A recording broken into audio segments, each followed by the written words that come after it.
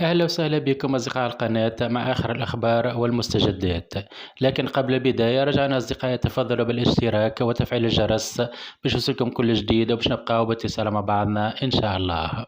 خيم الحزن على الوسط الفني والثقافي برحيل الممثلة والإعلامية الشابة ريم الحمروني، حيث تم نقل جثمانها من منزلها الكائن في حي الخضراء للدفن يوم الاثنين في مدينة جابس. هذا ونعت وزارة الثقافة الفنانة الشابة عبر صفحتها الرسمية على الفيسبوك، وجاء في البيان: تنعى وزارة الشؤون الثقافية ببالغ الأسى والحزن وبقلوب مؤمنة بقضاء الله وقدره الممثلة والإعلامية ريم الحمروني التي وفاها الأجل المحتوم يوم الأحد 19 فبراير 2023.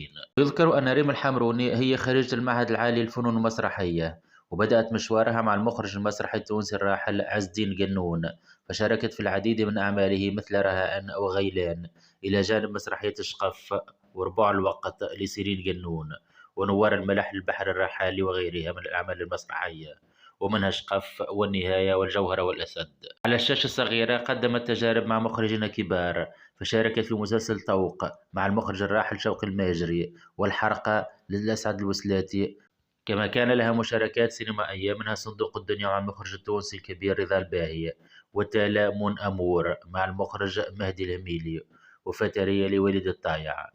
ولم تكتف الحمروني بالتمثيل فقط، بل عملت كإعلامية في العديد من الإذاعات الخاصة. قد توفيت الفنانة ريم الحمروني بعد أن مرت بأزمة صحية قبل أيام، نقلت على أثرها إلى المستشفى لتلقي العلاج، إلا أن حالتها لم تتحسن حتى أصبحت بلا صوت وبلا قوة، ووفتها المنية بعد أن تمكن المرض منها أثر تأثرها بالأزمة الصحية التي تعرضت لها.